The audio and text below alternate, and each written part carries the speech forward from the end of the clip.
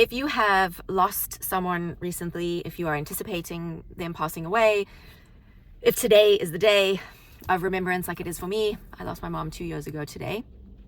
I thought I would share with you some of the things that I did before she actually passed away, like in, just to help cope with a lot of the challenges that I was experiencing at the time. And to cope with the after effects of it, right? Like it's when they finally do pass, there's often a lot of mixed emotions, a lot of relief, a lot of obviously grief. Like that's always going to be there. But sometimes, like for my mom, for example, like it was a lot of suffering that ended, so there was a lot of relief, which also comes with a lot of guilt.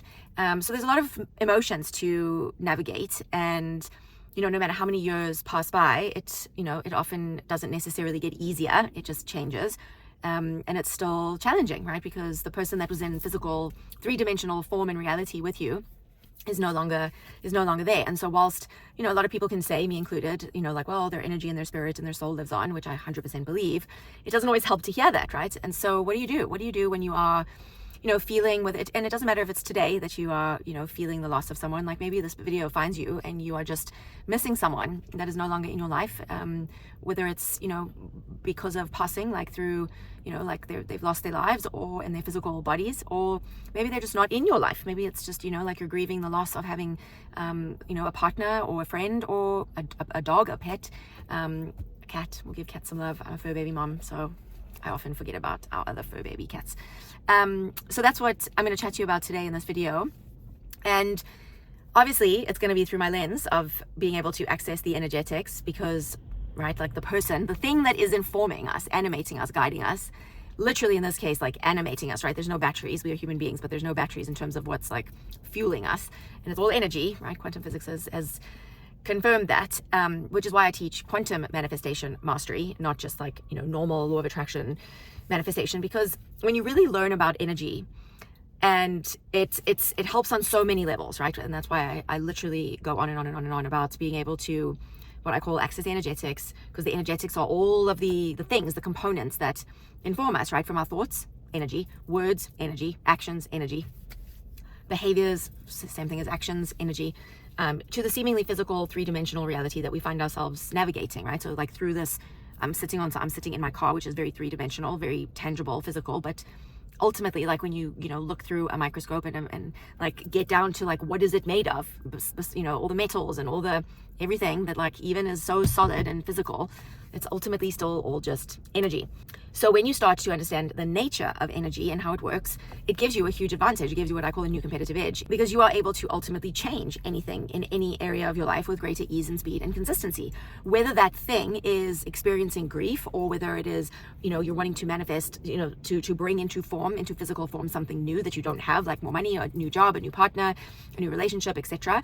Or whether you're wanting to remove something, right, that is preventing you from achieving something. Like, so maybe your anger, your grief, maybe you've got anxiety, like that's still energy, right? It's energy, emotions or energy in motion. So the quicker you learn how to access energetics and work with energy and understand its nature, the quicker you will be able to change, aka manifest anything with ease and speed and consistency.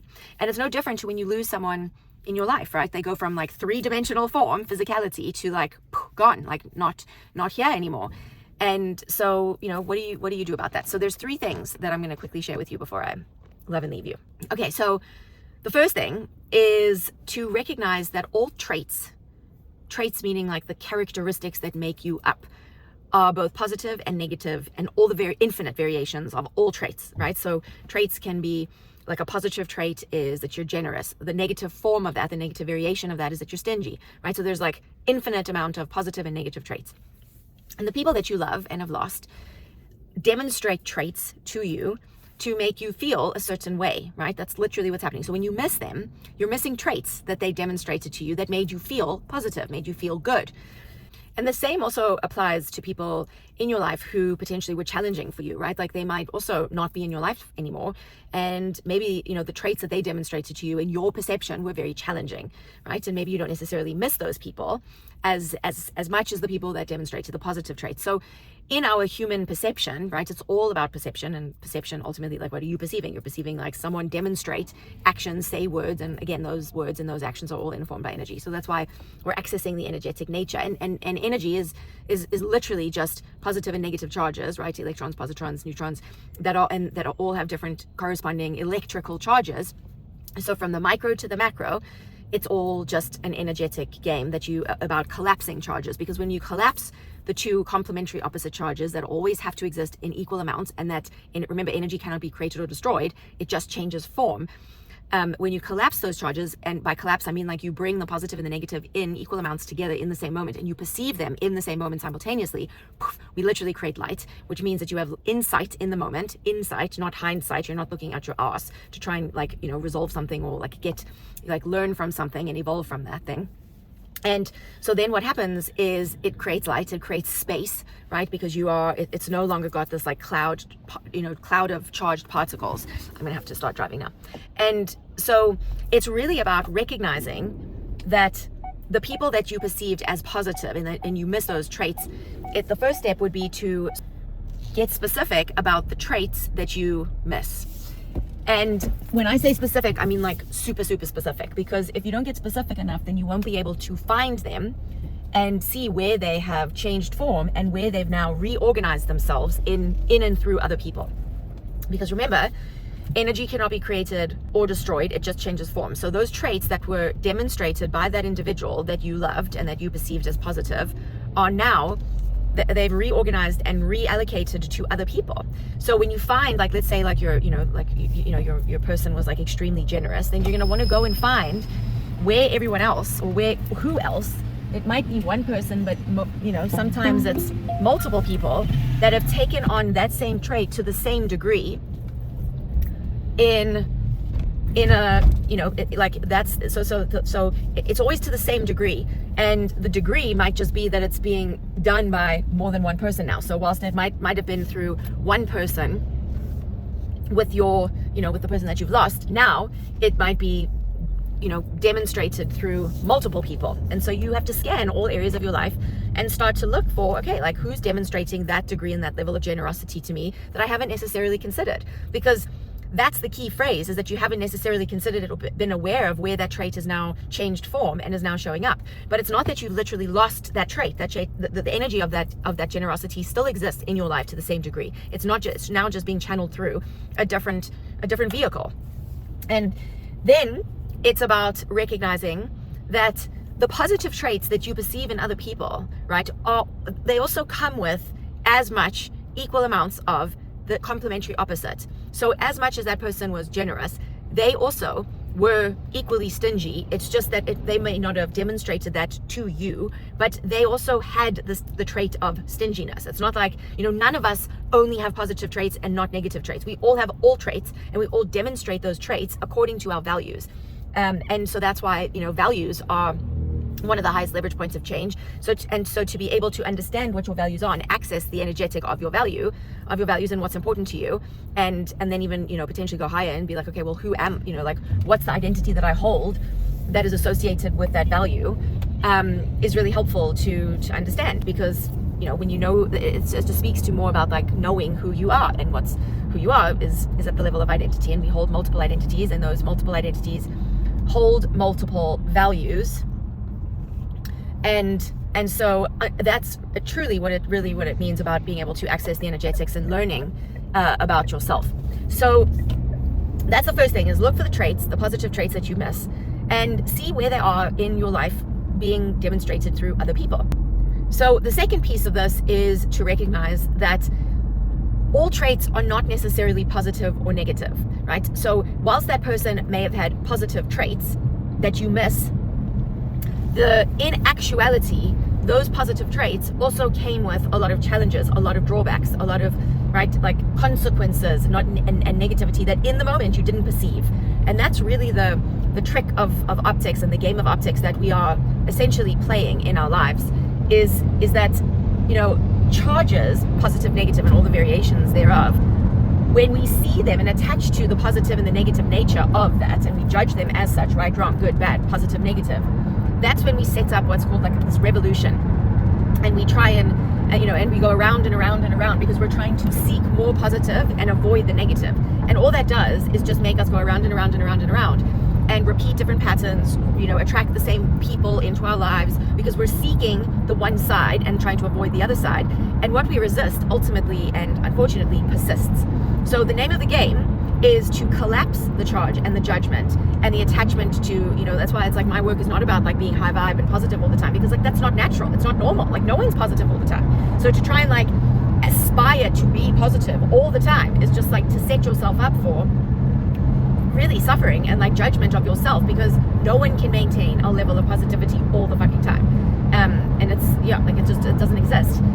So the more you can in the moment collapse the charges, see both sides and not judge it, right? Just observe it. Like it's a very fine line, but it's a very massive difference between judging something as positive and negative, good, bad, right, wrong, versus just observing like, oh, okay, this is what this person is doing, demonstrating. This is the trait that is aligned to their values, to their identity in this particular moment. It's what's therefore true for them and aligned for them and is working for them, because we all operate according to our highest values and to the identity that we are ultimately, right, like operating from. And we hold multiple identities. So an identity being like you might be an entrepreneur, you might be an athlete or a paddle player. I'm a paddle player. You might be, your culture, your race, your religion. You might be a parent. You might be a dog mom or a cat mom. You might be a carnivore or a vegan, right? Like we all hold multiple, and you might be a night person or a day person. And so all of these different identities have different corresponding values, and those values inform what we believe, and what we believe is right or wrong or good or bad or better or worse. But it's all relative, right? So like if I, am the daughter of a mom, so that's the identity, and now I've lost my mom, and my mom was really, kind and generous and whatever, and now I'm like attached to those, traits of hers, and I miss that about her. And I don't perceive, right, that like anyone else in my life could be demonstrating that level of generosity or that kindness or that whatever positive thing that I'm missing about her. And if I now, like, I could then believe, right, because the value is now, valuing my mom and having that level of support and being able to pick up the phone and call her, like all the tangible things, right? But now I could believe that, it's really hard every time, like I think about her and she's not here. But that belief is driven by the value of me, valuing like the traits that she had, and then, the identity that has those value of her daughter. And what I'm forgetting is that as a soul, right, like we are always together, right? And at source energy level, like all energy cannot be created or destroyed. So my mom hasn't gone anywhere. She's just changed form. And all of the traits that she had, and every single one of them, Dr. John Demartini, when I became certified in his Demartini method, and we went through the breakthrough experience, this would happen without fail every single time. It's just that you really got to, it's a conscious effort to collapse the charges and to see both sides, that every one of us has both positive and negative charges and traits in every single moment. And, it absolutely 100% is the case with my mom as well. As much as I loved her and she was, because love is actually the synthesis and synchronicity of complementary opposite charges coming together. Like that is truly when we experience love. If you think about the loved ones in your life, right, they are the people that give you equal amounts of support and challenge. When they give you too much challenge, then we don't want to be around them. When they give us too much love, they smother us, right? And that also doesn't work well. So it's when it's equal. And that's truly like what the definition of love actually is. Like if you really think about like love and you try and define that, it's really when, people are demonstrating both sides in equal amounts to us and the full spectrum, and we're not attached to one side, and we're not, overcompensating or believe that, putting them up on a pedestal and, putting ourselves down and saying like, oh, well, they're amazing and we're not, and like they have everything that we don't. And because that then sets up that, one of those revolutions where you're going to continuously attract people who are, ultimately there to, if you are seeking support, you're going to attract people to challenge you. If you're seeking praise, you're going to attract people to criticize you. And that's why we've never been taught to seek the opposite, right? To seek the challenge, to seek the failure, to seek the challenging dark side, the shadow side, the criticism or whatever it is. Like not to seek it as though like, you are some, sadomasochist, like you really, want pain all the time. But if you think about how lopsided the world of self-help is, it's like it's always teaching you and to seek and aspire to be positive and high vibe all the time, when actually that's not natural. And avoid the negative and avoid the pain and avoid the challenge, when actually that's what helps us grow, both sides, right? It's not like the support helps you grow. or the challenge is the only thing that helps you grow. Both help you grow. If you have too much support, you get smothered. If you have too much challenge, right, and like no support whatsoever, you're not going to survive either. So really collapsing the charges is about seeing the positive and the negative, not in a judgmental way, but just observing like, oh, okay, there's the support, there's the challenge, there's the positive, there's the negative, and in equal amounts, and not necessarily getting attached to both sides, because that's what creates the revolution, where you go around and around and around and you keep repeating things, rather than evolving to the next level of conscious awareness, where it will feel again like there's this illusion of separation. And so that's why it's constantly a journey, right? The journey towards being enlightened and feeling lighter about everything and everyone, and literally creating, you know, more light and space in your life, and like if you're more clear when you have more light, etc. Like light is just where it's all at. So it's the journey towards literally and figuratively being enlightened is to constantly collapse the charges in the moment, and to have that insight. So let's just bring this back to, you know, losing loved ones, is that their traits are preserved throughout space and time. And it's just about going and finding them and recognizing where you've been attached to the judgment of either, you know, it being positive or negative, right, or wrong, good or bad, etc. And removing that judgment and collapsing the charge, right, by seeing the positive in the negative and the negative in the positive, which is essentially like what the yin yang sign is about also, like if you think about that. And you know, I totally understand and appreciate that sometimes, you know, you just want to like sit in your ignorance. Like ignorance can also sometimes just be bliss, and not doing anything, like just being with whatever you're experiencing, you know, the grief or the anger or the sadness or whatever, like just also be with it and acknowledge it and like welcome it. Because sometimes like if you're avoiding it and you're like, I can't be sad and I have to get over my grief and I have to finally like, you know, like move on. It's like maybe because you keep trying to move on and you're avoiding the sadness, the grief, the anger, the whatever, right, the negative side of it, maybe that's what you have to embrace and own. Because remember, what you resist persists. And so if you know, like for me, it's been 2 years, you know, since she's passed. I've gone through all of it, and then I've embraced all of it, and I've allowed myself to experience all of it. And sometimes I've wallowed in it too much and too long. And I often talk about like putting your hand on a hot stove, like, you know, that signal of pain when you put your hand on a hot stove is good. It's good. It's a good signal to be like, okay, don't leave your hand too long here. So the pain, the negative experiences and emotions and feelings that we have are helpful to be like, okay, like, you know, you need to experience them because they're part of the human experience and the continuum, and they are on the spectrum, right, of the good and the bad. Like they are there, and it exists. But when you wallow in it too long and you sit there for too long, that then, right, then you spiral and you create too many negative charges and ions, and that's when you get into literally like a spiral. And so you've got to then rebalance it. I'm going to draw this. We are going to do a video. I'm going to get out my iPad and I'm going to start drawing with you, because it's like so helpful when you see it actually drawn out. Recap is, remember that energy cannot be created or destroyed, and therefore all traits, which are ultimately just energy that you miss in the person that you've lost, have been redistributed in other people, whether it's one person or many. It's always either in one person or in many people. And so it really is still with you, even though I know it's not in the same form, and that change can be challenging to accept and, you know, to be with, because you want that same person, that same physicality to still be there. But nature also demonstrates to us, right, that like nothing ever stays the same form, right? Like even your favorite rock on a beach will change form and will eventually, you know, disintegrate to sand, and then, you know, back to its purest essential form of energy. And then the second piece is to really try to stop yourself from being attached to the judgment of right, seeing things as right and wrong and good and bad and positive and negative, because then you just attach to one side, you create a revolution, you keep revolving around, you try and resist one side of it, which ultimately makes it persist, and then you just are having a lopsided experience, and literally your emotions go up and down, right, because they're in a revolution, and you feel like a maniac, and you feel like you're bipolar, and, you know, then you start to have judgment about yourself and whatever. Like that's not a fun experience. So just really start to observe it, and like just see the emotions, the thoughts, the feelings that you're having as just passing clouds. Like they're just passing by, right? And welcome them. Like each cloud has its own, you know, beauty, its own purpose, etc. And it too shall pass. So don't try and deny any of your human experience, because you are, even though you know, may realize that you're an energetic being or a soul or whatever, you know, you are still first and foremost a human being having a human experience.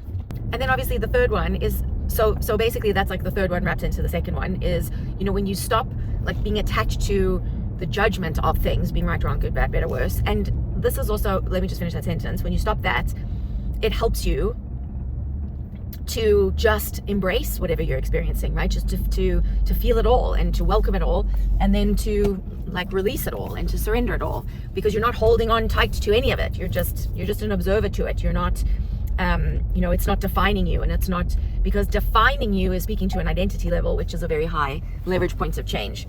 And so, at a soul level, when we're talking about your soul state, your soul's not sad, your soul's not happy, your soul's not missing anyone or anything. Remember that.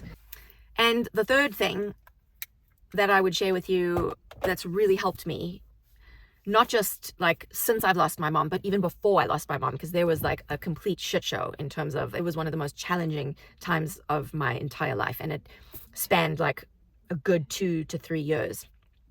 And what I did, that was like trying to navigate the interpersonal dynamics that were at play, and that I was, all of the different characters and dynamics of, when you start to lose someone, like people's traits, all different traits come out. And the interesting thing about this is that, like, when you perceive someone else to be challenging, and you're like, and you are stuck in the judgment of it versus the observation of it, right? This is so key. Is like you could perceive them to be more cruel than kind, more stingy than generous, more controlling than, right, like loosey-goosey, and more of those negative traits than you. And here's the doozy, here's the like pill that's hard to sometimes swallow, is that we all have all traits to the same degree as everyone else, right? Everyone is just demonstrating those traits, the negative ones, when they are trying to live out their values, right? When they're just being who they are being. And sometimes, most of the time, 99.99999% of the time, the people that you are having conflicts with are not as aware as you are. And that's not to put you or me up on a pedestal and say, like, well, when you're aware, you're better than someone else. You're just aware. Like, it's not a better thing. It's actually, it also has just as many challenging parts and aspects to it as it does positive ones, right? So being more aware doesn't come without its challenges. It's equally as challenging, right? Like, think about it. You're listening to this video. You're the one. So when I was the one like going on YouTube to try and learn about narcissism, or even before I like discovered narcissism, I went onto YouTube to try and like be a better person, which is the like irony of, like what narcissism is all about. Like, I thought I was wrong. I thought I was not being patient enough and tolerant enough. And I was, like there was something, I wasn't evolved enough, and I hadn't learned enough. And I was, and then I discovered gaslighting, and I discovered like the whole world of narcissism. And I'll do a whole set of videos on that another time, but like, and that's not where we're going right now. But it's just like, when you see traits in other people that are challenging to you, you have to recognize it. Like, if you spot it, you got it. Like, it's mirror neurons. We all have all traits. But here's the thing, is like, when I started to realize that the behaviors that certain people were demonstrating were dysfunctional, right? And it wasn't actually me. Like, I was being gaslighted, and I didn't even really know what gaslighting was at the time. And this was now, so now you've got, you have to recognize that, like, now I'm losing my mom, her health is deteriorating, and I'm observing her choices, her traits, her characteristics, her choices, her behaviors, acting out of alignment with what she was telling me was what she truly wanted to say and do, but she wasn't, right? And so I saw the correlation, not just because of my work, right? Like the nature of the work that I do, but also just because, like, I literally could see how, when she wasn't speaking her truth, when she wasn't acting in alignment with what was really, like a lot of ancestral energies that she had been carrying unconsciously, like she wasn't even conscious that she was carrying it and operating from, right, the energetics. She wasn't able to access those energetics. She wasn't willing to access those energetics, which was really hard for me, because you can't, you can bring a horse to water, but you can't make them drink, right? That old saying. And so it became really challenging for me to, on multiple layers, because like here I was observing all these things where she was out of energetic alignment. She wasn't willing to change certain things, right? She was just being herself, and she was just being her. And so I was supporting her in the only way I knew how. I did the only way, not even, sorry, that's not correct. I was supporting her, not in the only way I knew how. I knew how to support her and how to help her free herself from all these things, but she wasn't willing to do that, right? She was too, like not stuck in her ways, but she was just being, it was just that she didn't want to change, which is also okay for someone. Like that's their right? So, so it was like, grieving the loss of my mom on that level, grieving the fact that she wasn't willing to change a lot of the stuff that I could see was causing her health to deteriorate. It was, having to accept and be with all of the other interpersonal dynamics that just like flared up, and other loved ones were just treating me in ways that were just like were not fun at all. And one of the things that really helped me, because now, like, right, there's only so much when you've collapsed the charges and you've owned the traits of all the people that are challenging, right? Like, I really truly did the work, right? Like, I don't just like teach things that I haven't embodied and experimented and like practiced myself, because I don't know, that doesn't feel right. And it's like I can't talk about it easily, like off the cuff, like I can with all the things that I have tried and I know work for me. So I had to really access the energetics, like at the essential root, like the energetic root. And for me, I knew about family constellation because I'd done them in many years ago, before my husband and I had even gotten married. I think we did our first family constellation together, systemic family constellation. So essentially what systemic family constellations allowed me to do, and can allow you to do, is access the energetics of your ancestors, right? And the energy that has been carried, again, largely unconsciously by certain people, including yourself. And there's all sorts of like weird dynamics, right? That a system, any system, and it doesn't matter if like it's, because me, I'm an individual system, you are an individual system, but then you operate within your family system, and then you have an immediate family versus like your created family, right, with your partner and your children. And then you've got a bigger system that you operate in when that all comes together. And then you operate within the system of like your community, your culture, your the system, like your work, your career, the job that you go into, the company that you work for, the company that you operate, right? It's all systems. And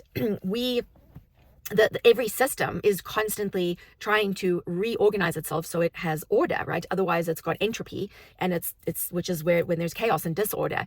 And so when you're really truly trying to get your energy into alignment, right, is when obviously things can flow with ease and speed and consistency, which is why I call, right, like quantum manifestation mastery, quantum, because when you understand the nature of energy and the quantum nature of energy, and you can untangle all the energetic blocks, things just like happen as if by magic, right? But it's not really magic. It's just energy, working with energy and having mastery over your ability to manifest at a quantum level. And so from, when you are dealing with interpersonal dynamics that are repeating, or that like just don't fucking go away, and they are really challenging you, and you've like really, transcended the observation of like the traits and collapse that judgment, and where it bypasses, it transcends words, language, logic, rationale. Like you can't just talk this through with a therapist, right? So I went to a systemic family constellation facilitator to help me untangle, unwind, dissolve, more so than resolve, all of these interpersonal dynamics that I was, experiencing and being really challenged by. And that's then ultimately when I started getting certified in it, because I was like, holy fuck, this is like, right? Like energy woman over here is like, how can I not know this? And it's really embarrassing how many things that I've been certified in. But anyway, this is like the thing that helps you to truly access the energetics at like its most essential layer, because there's only so much that we can do through the filters. Like our filters are distorted, that we generalize, we distort them, and they are essentially like they're lopsided. And you got to get out of the frame of reference of you and your ego. And especially when like two egos are bumping up against each other, right? Like you're never going to resolve that conflict. And so that's why, like in my work, actually, like it's not about resolving your problems. I never talk about like resolution or resolving things, because that is when you are constantly going to, like if you think about it, if you go to a therapist or you've got a coach and you keep talking about the thing over and over and over and over again and try and, like solve it or resolve it, you're still like working with the thing, like the thing is still in your hand. But if you dissolve it, what do? You create space. You're creating the space, you're creating the light for the new awareness, the new insight, the new light, and the new thing to come into form, the new dynamic, the new whatever. So, that's essentially like what I was able to do that helped me then be with myself, like, because then my cup was full. Like I wasn't having to like, navigate through these really toxic dynamics. I could then be present to myself, to my husband, to my mom, to my dad, like to the people that I needed to be there for. And just even for myself, like I needed to just be, like I needed to be able to function, and I couldn't function, right? Like having to be concerned with and worry about and get entangled with all of this toxicity and all of this dysfunction. And so if that is something, that you are navigating, first of all, like, I hear you, I feel you, it can be really, and this is not just like for when, people are going to die and when people are like being lost. Like, this is for anything, even if you've got any repeated or revolution, any kind of like revolution in your life that you are wanting to like transcend the understanding of, the logic of, the rationale of. If you can't solve it, if you just, you haven't been able to crack it, this is where I would pull out family constellations as a vehicle and a tool to use with you, or to help you transcend whatever it is, and to like untangle, dissolve all the energy that is ultimately contributing to the toxicity, to the revolution, and help you evolve out of it. So those are the 3 things, my peeps. I know that's a lot, and I really, like, if you have been, if you are going through it now, if you are anticipating a loss, if you are going through some kind of revolution that's like really challenging and hard, like, I feel you, and I hope that this video has given you some insight, some relief, some support, right? Here it is. Like, this is an example of like, you might be having a really challenging time, and here I am, like, like little ray of sunshine. Oh, I'm even wearing yellow for you. Little ray of sunshine that comes in, like potentially complete stranger to you, right? That's supporting you in this moment. So you're being challenged, and here I am, hopefully, right, providing support and clarity and insight that collapses the charge, and that you can have a little bit of light, a little bit of space, right, and evolve to your next level. So sending lots of love, and thanks so much for watching. Make sure that you like and subscribe and hit the notification bell so that you can find me again, because my name is a little bit complicated to say and remember. Carrie Garner Fenter. I think that's all. So yeah, thanks for watching, and I'll see you in the next one. Bye.